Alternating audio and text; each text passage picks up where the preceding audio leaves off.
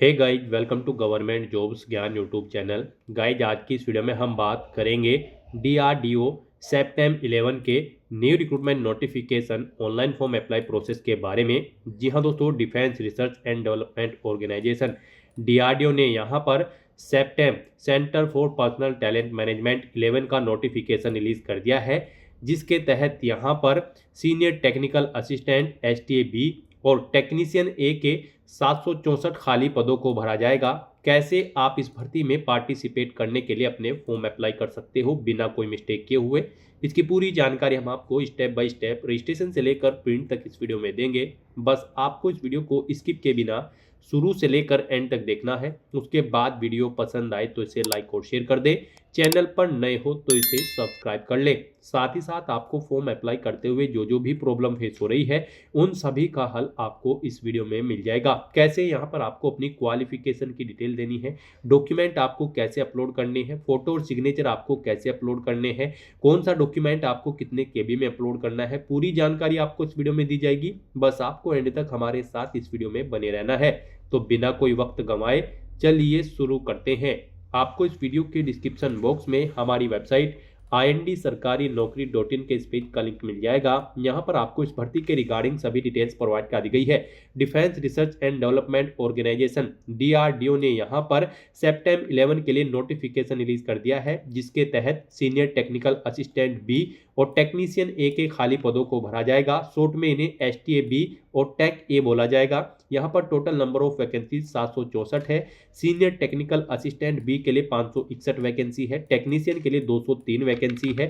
Dates की अगर बात करें तो आप 11 दिसंबर 2025 से 1 जनवरी 2026 तक अपने फॉर्म अप्लाई कर सकते हो। आकर्षक सैलरी पैकेज आपको यहाँ पर प्रोवाइड कराया जा रहा है। क्वालिफिकेशन की अगर बात करें तो सीनियर टेक्निकल असिस्टेंट बी की पोस्ट पर अप्लाई करने के लिए आपके पास डिप्लोमा होना चाहिए रिलेवेंट डिसिप्लिन के अंतर्गत, या फिर BSc की डिग्री इंजीनियरिंग में या फिर साइंस में होनी चाहिए। और टेक्नीशियन ए की पोस्ट पर अप्लाई करने के लिए आपका केवल 10वीं क्लास पास आउट होना जरूरी है, प्लस ITI का आपके पास डिप्लोमा होना चाहिए। रिलेवेंट ट्रेड के अंतर्गत आयु सीमा आपके 18 से 28 साल के बीच में होनी चाहिए।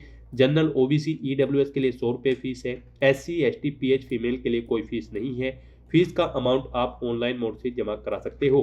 सिलेक्शन आपका tier first computer based test और टीयर सेकंड स्किल फिजिकल और कैपेबिलिटी टेस्ट के आधार पर होगा।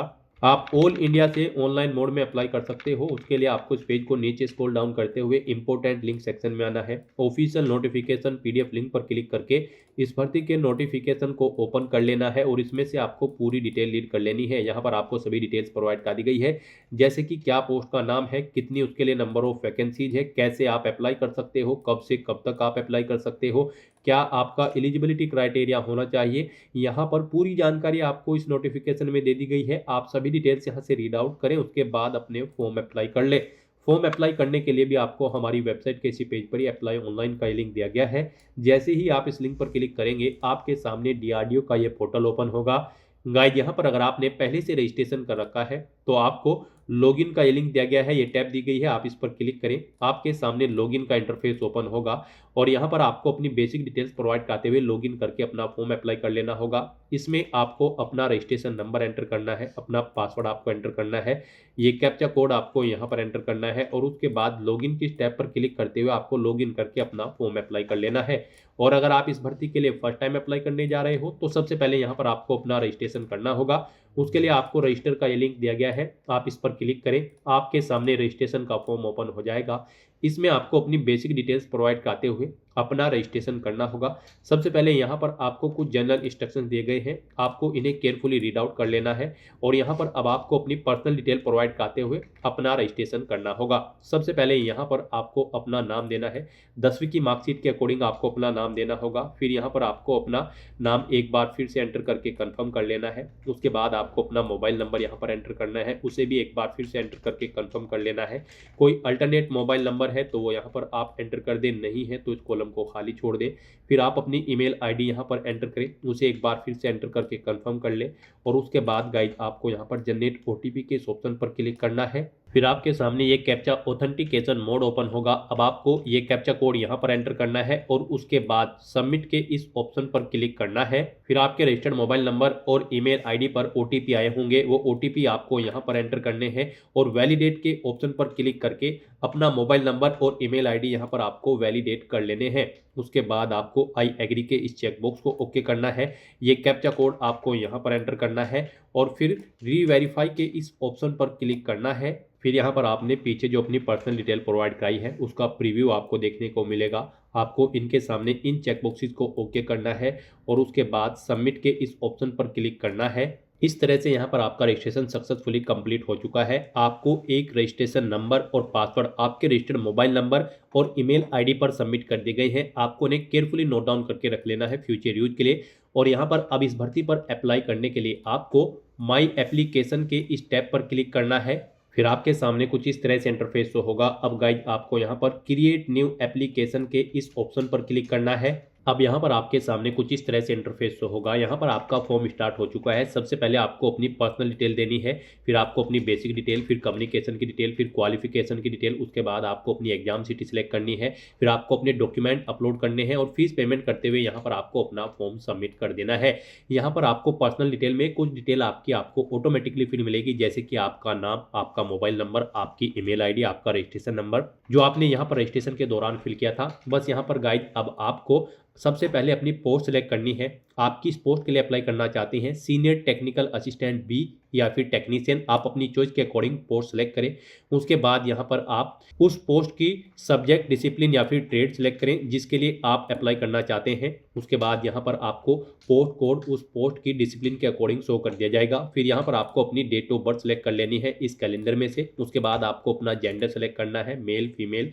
उसके बाद आपको अपनी कैटेगरी यहाँ पर सेलेक्ट करनी है, आप जिस कैटेगरी से बिलोंग करते हैं। अगर आप रिजर्व कैटेगरी से बिलोंग करते हैं तो आपको अपना कैटेगरी सर्टिफिकेट नंबर यहाँ पर एंटर करना है। आपको यहाँ पर कैटेगरी सर्टिफिकेट किस डेट को इशू हुआ है वो डेट आपको सिलेक्ट कर लेनी है। फिर यहाँ पर आपसे पूछा गया कि क्या आपके पास सेप्टेम्बर 11 विज्ञापन के अनुसार आवश्यक शैक्षिक योग्यता है, यानी कि जो रिक्वायर्ड क्वालिफिकेशन है इस भर्ती पर अप्लाई करने के लिए, क्या आपके पास वो है और अन्य मानदंड है। तो यहाँ पर आपको येस ऑप्शन सेलेक्ट करना है, तभी आप एलिजिबल होंगे इस भर्ती पर अप्लाई करने के लिए। उसके बाद आपसे पूछा गया है कि क्या आप यहाँ पर बी टेक कर रहे हैं या पास आउट कर चुके हैं। यहाँ पर अगर आप पास आउट कर चुके हैं तो आप एलिजिबल नहीं होंगे इस भर्ती में पार्टिसिपेट करने के लिए। Final year appeared candidate eligible है तो आप परसुइंग ऑप्शन सेलेक्ट करेंगे, और अगर नहीं कर रहे हैं तो आप नॉट एप्लीकेबल ऑप्शन सेलेक्ट कर लेंगे। इस तरह से फिर आपसे पूछा गया कि क्या आपने अपनी एमएससी या एमटेक कंप्लीट कर ली है या कर रहे हैं, आप अपने अकॉर्डिंग यहाँ पर ऑप्शन सेलेक्ट करेंगे। फिर आपसे पूछा गया कि क्या यहाँ पर आप पीएचडी डिग्री पास आउट कर चुके हैं या कर रहे हैं, आप अपने अकॉर्डिंग ऑप्शन सेलेक्ट करेंगे। फिर यहाँ पर आपसे पूछा गया है आप जो ये डिग्री कर रहे हैं वो कब तक कंप्लीट होगी, वो डेट आपको यहाँ पर सिलेक्ट कर लेनी है। फिर आपसे पूछा गया कि क्या आप दिव्यांग रक्षा सेवा कार्मिक है, अगर है तो आप यस करेंगे, नहीं है तो नो ऑप्शन सेलेक्ट करेंगे। फिर आपसे पूछा गया कि क्या आप person with disability PWD candidate हैं, अगर है तो आप यस ऑप्शन सेलेक्ट करें, उसकी डिटेल प्रोवाइड कराएं।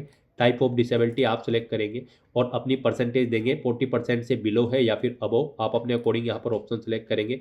फिर आप अपनी दिव्यांगता का प्रतिशत सेलेक्ट करेंगे, कितने परसेंट आपको दिव्यांगता है। आप सर्टिफिकेट नंबर देंगे, अपनी दिव्यांगता का जो सर्टिफिकेट आपके पास है वो कब इशू हुआ है वो डेट आप सेलेक्ट करेंगे। फिर यहाँ पर अगर आप पीडब्ल्यूडी कैंडिडेट नहीं है तो आपको नो ऑप्शन सेलेक्ट करना है, फिर आपको आगे की डिटेल नहीं देनी होगी। उसके बाद आपसे पूछा गया कि क्या आप ई एक सर्विस मैन है, अगर हैं तो आप यस ऑप्शन सेलेक्ट करेंगे। ज्वाइनिंग डेट सेलेक्ट करेंगे, कब आपने डेट छोड़ी है, जॉब छोड़ी है वो डेट आप सेलेक्ट करेंगे। इनके अकॉर्डिंग यहाँ पर आपकी सर्विस का पीरियड कैलकुलेट होकर आपके सामने आ जाएगा। और अगर आप ई एक सर्विस मैन नहीं है तो आप सिंपली नो ऑप्शन सेलेक्ट करेंगे। फिर यहाँ पर आपसे पूछा गया कि क्या आप सरकारी सार्वजनिक क्षेत्र के उपक्रम या स्वायत्त निकायों बैंकिंग क्षेत्र के कर्मचारी हैं, अगर हैं तो आप यस ऑप्शन सेलेक्ट करेंगे। ऑर्गेनाइजेशन का नाम देंगे या फिर डिपार्टमेंट का जिसमें आप कर्मचारी हैं, नहीं है तो आप नो ऑप्शन सेलेक्ट करेंगे। उसके बाद आपसे पूछा गया कि क्या आप विभागीय उम्मीदवार हैं, आपने 3 वर्ष से अधिक की निरंतर सेवा वाले केंद्र सरकार के कर्मचारी में कार्य किया है, अगर किया है तो आप यस करेंगे और फिर उसकी डिटेल प्रोवाइड कराएंगे, जैसे कि type of government servant, central government यहाँ पर आपको सेलेक्ट करना होगा, मंत्रालय का नाम यहाँ पर आपको देना होगा, सेवा में शामिल होने की तिथि आपको सेलेक्ट करनी होगी। कुल अवधि यहाँ पर आपकी इस डेट के अकॉर्डिंग कैलकुलेट करके आज की डेट से आपको शो कर दी जाएगी। और अगर आप विभागीय उम्मीदवार नहीं है तो आप सिंपली नो ऑप्शन सेलेक्ट करेंगे। फिर गाइज इस तरह से अपनी डिटेल प्रोवाइड करने के बाद आपको सेव एंड नेक्स्ट के इस ऑप्शन पर क्लिक करना है। नेक्स्ट यहाँ पर आपको अपनी बेसिक डिटेल देनी है। यहाँ पर अब आपको अपने फादर का नेम एंटर करना है, अपनी मदर का नेम एंटर करना है। उसके बाद आपको अपनी नेशनैलिटी सेलेक्ट कर लेनी है, इंडियन। फिर आपसे पूछा गया कि क्या आप माइनॉरिटी कम्युनिटी से बिलोंग करते हैं, अगर करते हैं तो यस ऑप्शन सेलेक्ट करेंगे। अपनी कम्युनिटी आप सेलेक्ट करेंगे जिससे आप बिलोंग करते हैं, नहीं करते हैं तो नो ऑप्शन आप सेलेक्ट करेंगे। उसके बाद यहाँ पर आपकी बॉडी पर कोई कट या तिल का निशान है तो उस पैलेस का नाम यहाँ पर आपको एंटर करना है, नहीं है तो आपको नो मार्क एंटर कर देना है। फिर यहाँ पर आपको अपना कोई आइडेंटिटी प्रूफ सेलेक्ट करना है, जैसे कि पैन कार्ड, ड्राइविंग लाइसेंस या वोटर आईडी कार्ड या पासपोर्ट। आप अपने अकॉर्डिंग ऑप्शन सेलेक्ट करें, उसका नंबर यहाँ पर आप एंटर करें। फिर यहाँ पर आपको अपनी बैंक अकाउंट की डिटेल देनी है। यहाँ पर गाइज आपको अपने बैंक का नाम एंटर करना है। आपका जो नाम है बैंक में अकाउंट होल्डर का नाम यहाँ पर आपको देना है, उसे एक बार फिर से आपको एंटर करके कंफर्म कर लेना है, बैंक अकाउंट होल्डर का नाम। फिर आपको अपना बैंक अकाउंट नंबर यहाँ पर देना है, अकाउंट नंबर एक बार फिर से एंटर करके उसे कंफर्म कर लेना है। अपने बैंक का IFSC कोड यहाँ पर आपको एंटर करना है, बैंक की ब्रांच का नाम यहाँ पर आपको देना है। उसके बाद गाइज आपको यहाँ पर सेव एंड नेक्स्ट के इस ऑप्शन पर क्लिक करना है। फिर यहाँ पर आपको अपनी कम्युनिकेशन डिटेल प्रोवाइड करनी है। यहाँ पर आप अपना कोरोस्पोंडेंस एड्रेस एंटर करें। उसके बाद आपको अपना परमानेंट एड्रेस यहाँ पर एंटर करना है, और अगर आपका परमानेंट एड्रेस आपके कोरोस्पोंडेंस एड्रेस के अकॉर्डिंग सेम है तो यहाँ पर आप येस के इस ऑप्शन पर क्लिक कर दें। ऑटोमेटिकली आपका परमानेंट एड्रेस आपके कोरोस्पोंडेंस एड्रेस के अकॉर्डिंग फिल हो जाएगा। और उसके बाद फिर गाइज आपको यहाँ पर सेव एंड नेक्स्ट के इस ऑप्शन पर क्लिक करना है। नेक्स्ट यहाँ पर आपको अपनी एजुकेशनल क्वालिफिकेशन की डिटेल प्रोवाइड करनी है।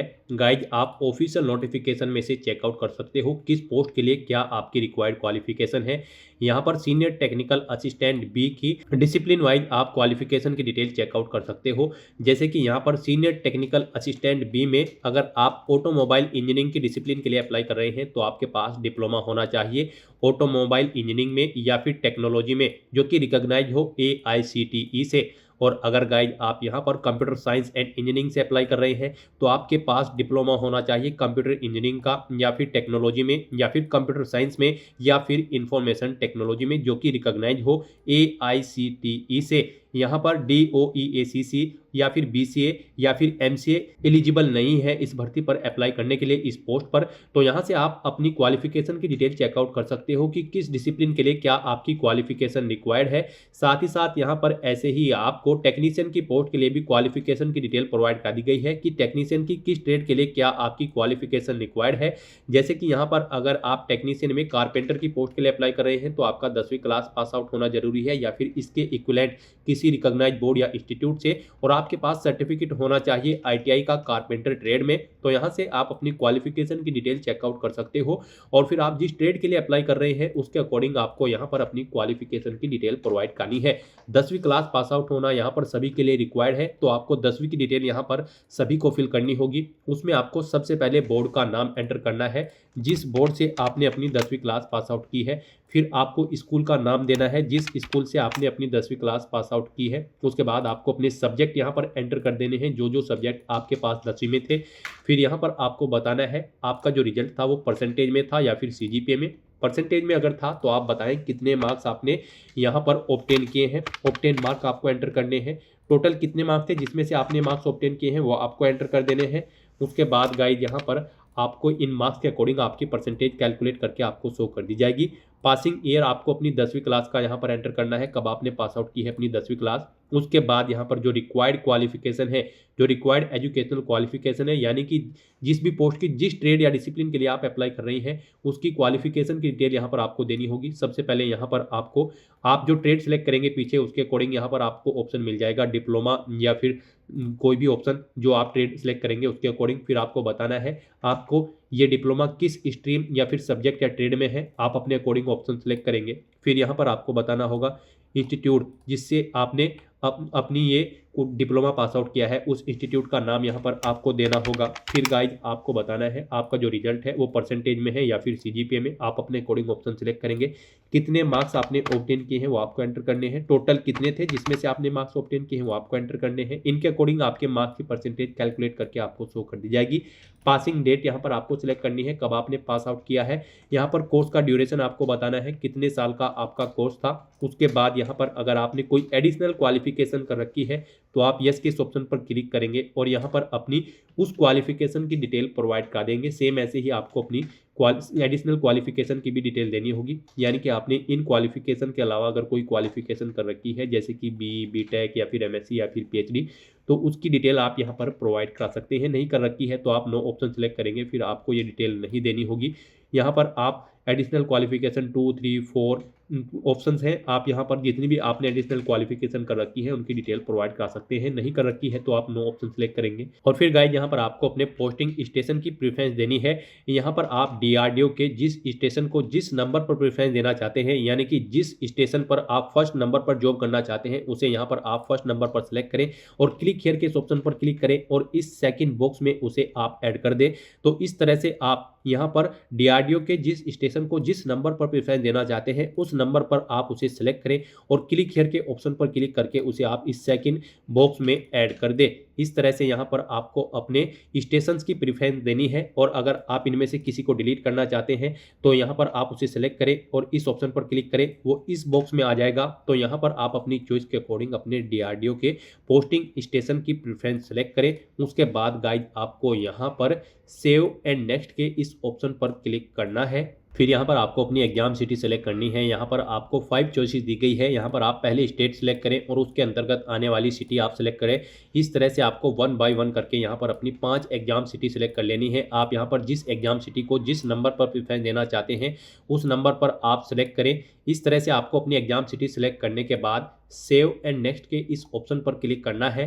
नेक्स्ट यहाँ पर आपको अपने डॉक्यूमेंट अपलोड करने हैं और फीस पेमेंट करना है। यहाँ पर गाइड आपको अपना लाइव फोटो कैप्चर करना है और नवीनतम पासपोर्ट आकार की फ़ोटो को स्कैन करके आपको यहाँ पर उसे भी अपलोड करना है, यानी कि आपको अपना पासपोर्ट साइज फ़ोटो भी आपको अपलोड करना है। अपने सिग्नेचर आपको अपलोड करने हैं। 10वीं का जो रिजल्ट या फिर सर्टिफिकेट है उसे आपको अपलोड करना है। कोई अन्य रिक्वायर्ड जो डिप्लोमा है, यानी कि जो रिक्वायर्ड क्वालिफिकेशन के डिप्लोमा या फिर डिग्री है या सर्टिफिकेट है उन्हें आपको अपलोड करना है। फिर आपको अपना कैटेगरी सर्टिफिकेट भी अपलोड करना है। अगर आप रिजर्व कैटेगरी से बिलोंग करते हैं तो इन डॉक्यूमेंट्स को अपलोड करने के लिए आपको क्लिक हियर टू अपलोड के ऑप्शन पर क्लिक करना है। वहाँ पर आपको गाइडलाइन दी गई है पर्टिकुलर डॉक्यूमेंट के लिए, उस गाइडलाइन के अकॉर्डिंग आपको अपने डॉक्यूमेंट अपलोड करने हैं। जैसे कि यहाँ पर अगर आप अपना लाइव फोटो कैप्चर करते हैं तो आप क्लिक हियर टू अपलोड के ऑप्शन पर क्लिक करेंगे। यहाँ पर गाइज आप click here to capture photo के ऑप्शन पर क्लिक करेंगे और अपने वेब कैमरा के थ्रू आप अपना लाइव फोटो यहाँ पर कैप्चर कर लेंगे। फोटो कैप्चर करते समय आपको कुछ चीज़ों का ध्यान रखना है। जहाँ पर आप अपना फोटो कैप्चर करेंगे वहाँ पर सिंपल वाइट बैकग्राउंड होना चाहिए आपके उस स्थान का जिस स्थान पर आप अपना फोटो कैप्चर कर रहे हैं, और आपको अपने चेहरे पर कोई मास्क या कानों में ईयरफोन्स या फिर आपको कोई अन्य चीज़ें नहीं लगानी है। और यहाँ पर आपको सीधा फॉरवर्ड कैमरे की तरफ देखना है और अपने फोटो को यहाँ पर आपको कैप्चर कर लेना है। उसके बाद यहाँ पर आपको अपना फोटो अपलोड करना है। उसके लिए भी आप क्लिक हियर टू अपलोड के ऑप्शन पर क्लिक करेंगे। Drop files here slash browse to upload के ऑप्शन पर क्लिक करेंगे, फाइल को सिलेक्ट करेंगे और अपना फोटो यहाँ पर आप अपलोड करेंगे। फोटो यहाँ पर आपका 100 KB से 200 KB के बीच में होना चाहिए। जेपीजी या फिर जेपीईजी फॉर्मेट में होना चाहिए। 200 DPI या इससे हाइयर होनी चाहिए और यहाँ पर डायमेंशन उसकी 3.5 सेंटीमीटर इंटू 4.5 सेंटीमीटर होनी चाहिए। इन गाइडलाइंस के अकॉर्डिंग यहाँ पर आपको अपना पासपोर्ट साइज फोटो अपलोड कर देना है। उसके बाद यहाँ पर आपको अपने सिग्नेचर अपलोड करने हैं। सिग्नेचर अपलोड करने के लिए भी आप क्लिक हियर टू अपलोड के ऑप्शन पर क्लिक करेंगे। Drop files here slash browse to upload के ऑप्शन पर क्लिक करेंगे। सिग्नेचर आपके 80 KB से 150 KB के बीच में होने चाहिए। जेपीजी या फिर जेपीईजी फॉर्मेट में होने चाहिए। व्हाइट पेपर पर ब्लैंक या फिर ब्लू इंक पेन से आपको अपने सिग्नेचर करने होंगे और उस फाइल को यहाँ पर आपको अपलोड कर देना होगा।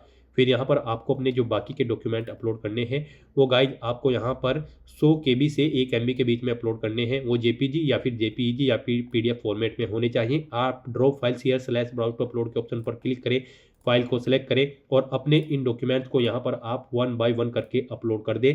फिर आपके सामने यहाँ पर व्यू का लिंक आ जाएगा।